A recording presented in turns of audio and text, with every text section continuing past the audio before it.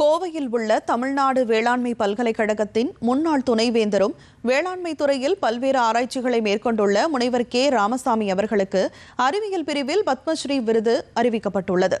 2012 முதல் 2018 ஆண்டு வரை தமிழ்நாடு வேளாண்மை பல்கலைக்கழகத்தின் துணைவேந்தராக இவர் பொறுப்பு வகித்துள்ளார். வேளாண் துறையின் பல்வேறு பிரிவுகளில் ஆராய்ச்சிகள் மற்றும் இயற்கை வேளாண்மை சார்ந்த பல்வேறு ஆய்வுகளை இவர் முன்னெடுத்துள்ளார்.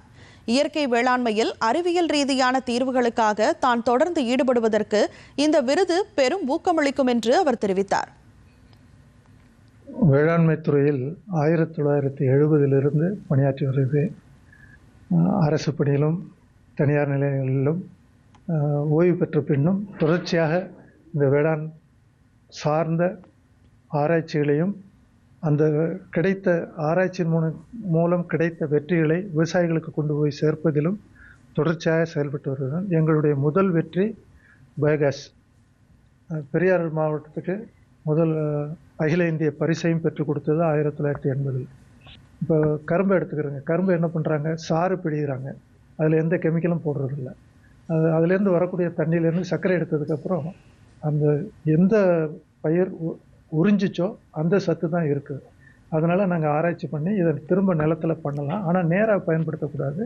அதை கொஞ்சம் டைல்யூட் பண்ணிங்கன்னாக்கா பண்ணலாம் அப்படின்னு சொல்லிட்டு மத்திய ஆராய்ச்சி நிலையம் நாக்பூரில் இருக்கக்கூடிய நீரியோடு சேர்ந்து நாங்கள் செயல்பட்டு அதுக்கு மத்திய அரசினுடைய அனுமதியும் பெற்று சென்ட்ரல் பொல்யூஷன் போர்டிலேருந்து இந்த 36 சர்க்கரை ஆலைகள் அவங்க பயன்படுத்தக்கூடிய சாராய ஆலைகள்லேருந்து வரக்கூடிய கழிவுகளை நிலத்தில் பயன்படுத்தலான்னு ஒரு அறிவுரையும் பெற்றுக்கொண்டு பரவலாக்கணும். அது விவசாயிகளுக்கு பயனுள்ளதாக இருந்தது. ஏன்னா அப்போ தானே காசு கொடுக்க முடியும் விவசாயிகள். அப்போலாம் நல்லா தான் இருந்தது, இப்போ தான் கஷ்டப்படுறாங்க. இது அடுத்து பார்த்திங்கனாக்க அரசினுடைய திட்டங்களாக விலையில்லா பசுமாடுகள், விலையில்லா ஆடு மாடு, அப்புறம் புறக்கடை கோழி வளர்ப்பு, அப்புறம் பருப்பு உற்பத்தி, நிலக்கடலை உற்பத்தி, சிறுதானிய உற்பத்தி அப்படின்னு தனித்தனி திட்டங்களை தேவைக்கு ஏற்ப கொண்டு செயல்பட்டதுனால 4 கிருஷி கர்மன் அவார்டுகளை தமிழக அரசுக்கு பெற்றுக் கொடுத்துக்கிறோம்.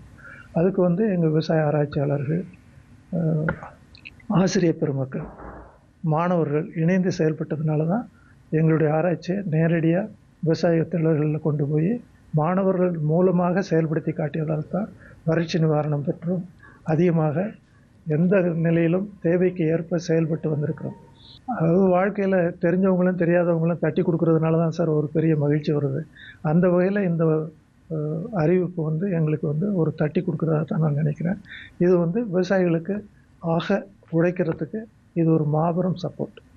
நன்றி தெரிவிக்க கடமைப்பட்டிருக்கேன்.